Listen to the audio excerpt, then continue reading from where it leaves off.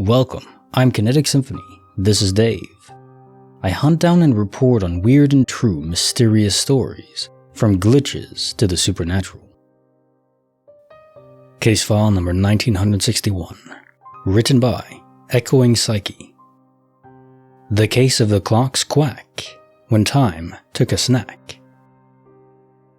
I got home really late, more than an hour past midnight, so I decided to order myself a pizza around 1:55 a.m. on Just Eat.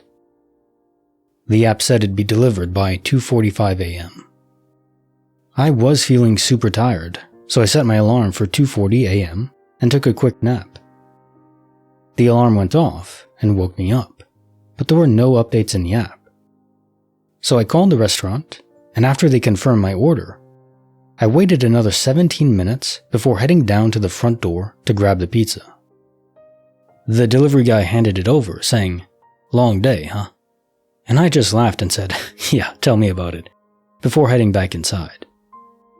I ate my pizza and nachos while watching Dandadin, episode 4. I remember it was 3:43 on my phone when I finished. Since it was almost 4 a.m., I decided to set my alarm for at least 4 hours later. I went to the restroom. But when I checked my phone, a few minutes after finishing my business, the lock screen said 1:43. I checked Google, my analog watch, my laptop, smartwatch, tablet, even my kitchen timer. Everything said 1:43. I honestly wouldn't have thought much of it if I hadn't set the alarm and checked my phone before bed. Case notes from 1961. The case of the clock's quack, when time took a snack. Right on, so we can discount daylight savings as the time difference was greater than an hour, which is something I always like to do in these time events because people will always first think to daylight savings, which is the natural occurrence, if something is out of phase with time. And in effect, the only thing that can possibly fit here, given that other universes operate at the same time, it can't be quantum immortality or some transfer to a different universe, so it had to be temporal. You literally did zip back in time, with the pizza still in your stomach. If we remember, even localized to our own universe, there is no absolute time. So really to say that all universes operate at the same clock, probably isn't correct. Within the same frame of reference they should, but maybe something happened in this different universe that shifted the relative time between them. So you were back in time in a different universe, via quantum immortality most likely. Case file number 1962, written by OminouSin. Comfort in chaos where nightmares stand. Every time in the dark, I would see things, especially when I wake up. I chalked it up to sleep paralysis. Eventually, we moved from the house and I thought it would be over.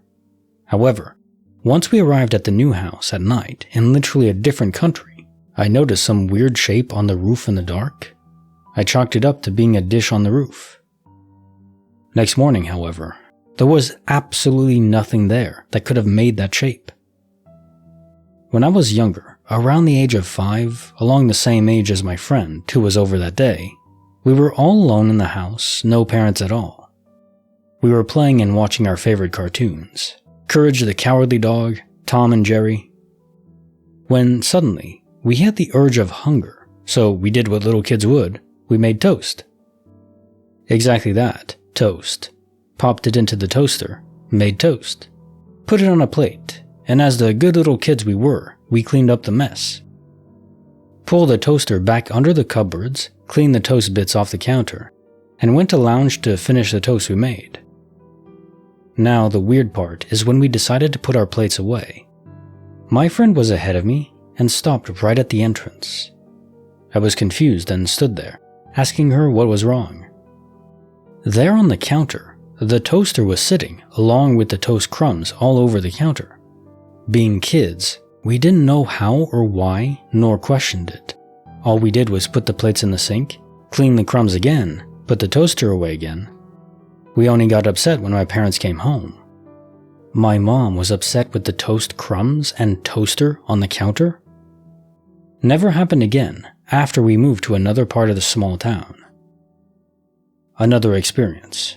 This was during my early teens, around 14, when we moved completely out of the town and I was in my room. During this time, I was suffering social anxieties due to misdiagnosis of ADD, and being on the pills for so long, which severely degraded my social skills. I woke up in a sense on my back, a black figure hovering over me. I needed to move, but couldn't. They just stood there. I knew the small flashlight was on my nightstand.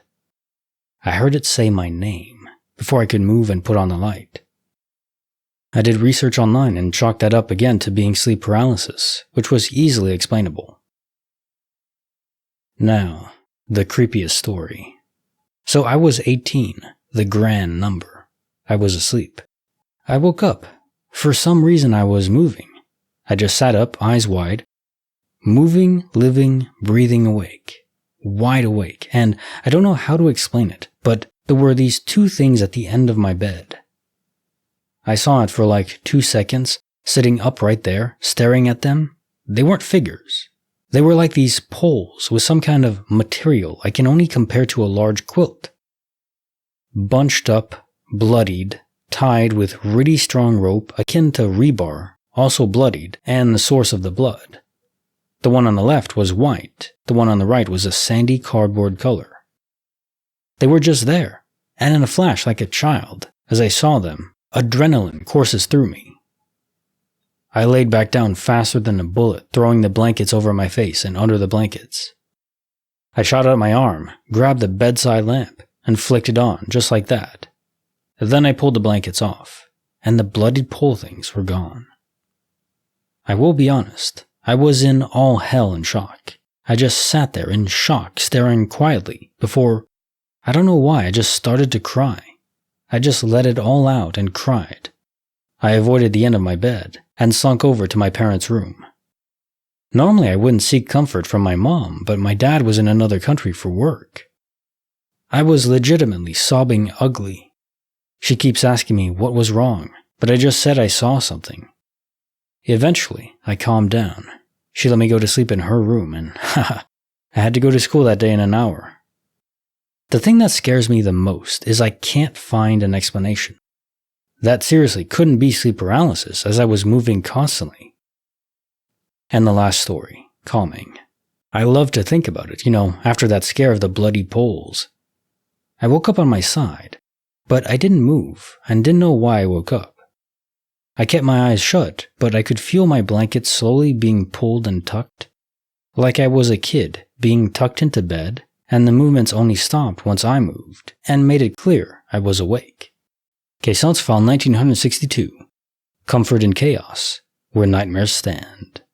Yeah, the first encounter could have been sleep paralysis. My guess is that sleep paralysis, the fictions that are created, they may appear when there are entities around, but we fill in the gaps of what those entities are like.